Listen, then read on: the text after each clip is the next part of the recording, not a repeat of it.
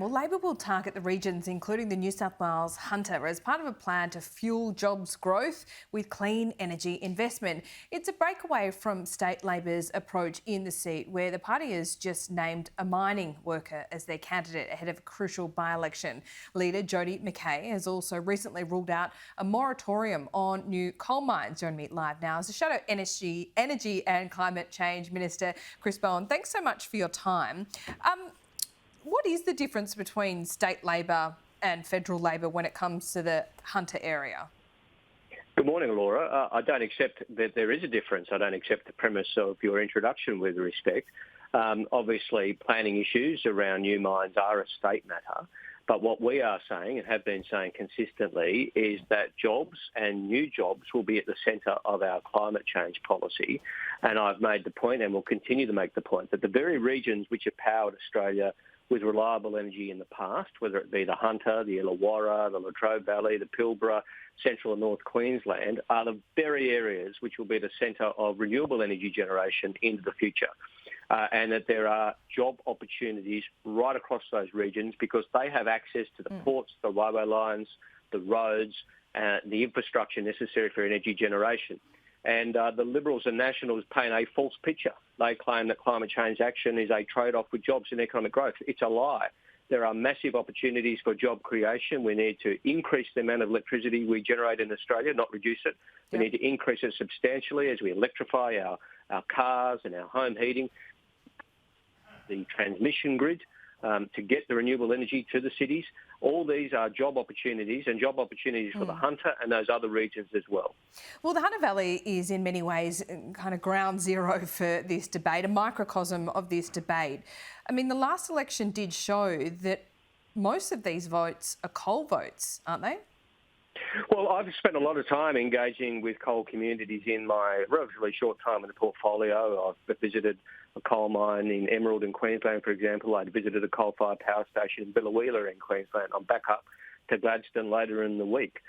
In my experience, people in these communities want to talk about the future. They want to talk about what's next.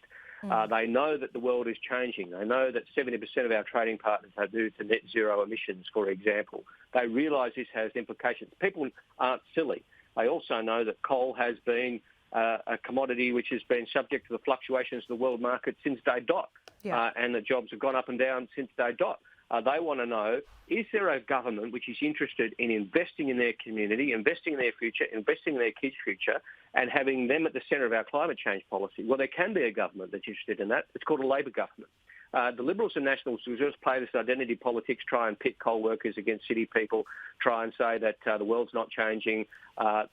People are too smart for that in the regions, in my experience, and they are up for a sensible conversation. They want to know that there simply won't be, a climate change policy which doesn't care about their jobs, but they are very much interested in climate change. They are Australians and citizens who are interested in the future. They're interested in the future of their jobs and their communities, as they should be, as they have every right to be, and Labor has their jobs and communities at the centre of our ambitious climate change policies as well. Is Labor caught between short-term politics and these longer-term ambitions that you talk about? Jeff Drayton is the member, the candidate that's just been selected for the Upper Hunter. He said yesterday, I'm a coal miner and a proud coal miner. So how does that, what message do we get from the selection of that candidate?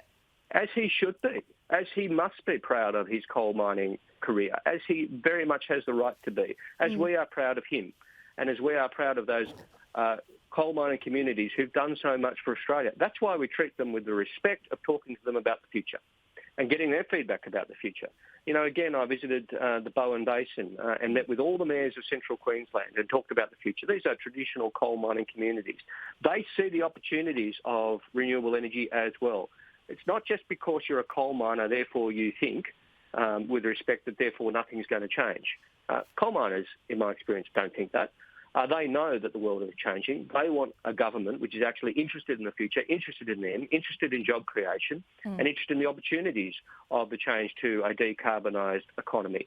We want to see very much the link between emissions and economic growth cut. We want to see strong economic growth. We want to see Australian regions not only powering our own economy, Laura, but exporting that energy through hydrogen and other exciting new initiatives which can see us power other economies as well, powered by the Hunter and those other regions. Well, we export a lot of gas, and this government has made a big point of saying it will be a gas-led recovery as we come out of COVID. They've linked it to manufacturing. Do you agree with the government's strategy on this gas-led recovery? It's a fraud. It doesn't exist, Laura. Not one job has been created through this alleged gas-led recovery. It is a fraud. It is a dishonest offering to the Australian people. Gas's role in the Australian economy will be to assist in peaking and firming as we move to more renewable generation. That is the role of gas. Okay, so how long, what is that role? Okay, well, the role of gas is a transition. How long until we get to renewables for being reliable and cheaper? Is Labor looking at all in adopting some of this strategy? Well, ultimately, that's a matter for the science and for the markets. There are varying views about exactly. You've seen some Grattan work out this week, which says that gas will play an ongoing role for some time. Alan Finkel's made similar points in his recent contributions.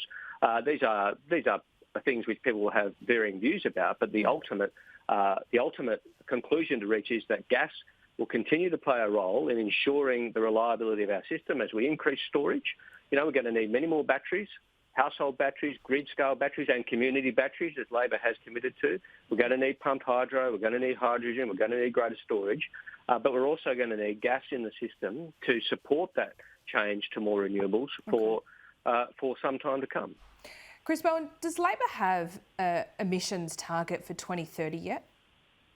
We're committed to net zero by 2050. That is an important commitment, one that shouldn't be that remarkable in Australia, but unfortunately the federal government's not committed to that. Every state and territory is. I've made very clear that we will outline a strong roadmap to 2050. You can't have a net zero by 2050 target and say we're going to start in 2048. That's not our approach. I'll be laying that out. Will you have a 2030 target? I'll be laying out the roadmap in very considerable detail. Nobody will be under any misapprehensions about what Labor's proposed. When will that be, Mr Bowen? Well, I've already announced several policies in the last couple of months that I've been in the shadow portfolio. We'll continue to do that. I'll continue to make recommendations to shadow cabinet, and it'll all be laid out in a great deal of detail before the next election. But there is some time to go before that election. Ultimately, the government has to represent our views at COP in Glasgow in coming months. We're going to see updates from Joe Biden in the next week or so.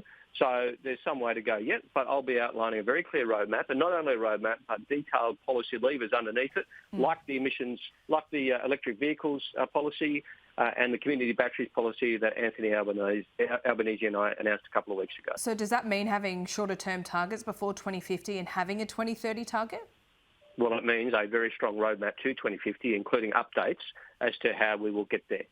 But targets? you can use your terminology. I'll be outlining my terminology when I outline that. You're starting to sound like the government here when it comes to targets and vaccines. Will you have a target? Oh, come on, Laura, that's a low blow, saying I sound like the government on vaccines, the biggest public policy scandal that we've seen in some time. All right, well, will you have targets? Complete. Will you have measurable targets that we can hold you to account by? You will certainly have an indication of how we 2050, which will be able to be held account for in office, yes. Okay, but we're not quite clear on whether you have a 2030 target, though. Well, I think I'm outlining to you. You call it a target. We will be outlining a roadmap to 2050.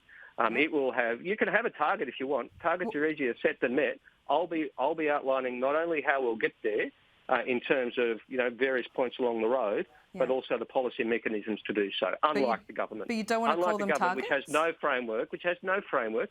Not only will there be those indications, those strong policy measures as to how we'll be reducing emissions, there'll be indications as to what that'll achieve as well. But you can have a target without the policy levers underneath it. That's not very effective. No, right. Okay. Well, we look forward to that roadmap, as you call it. Chris Bowen, thanks so much. Always a pleasure to talk to you, Laura.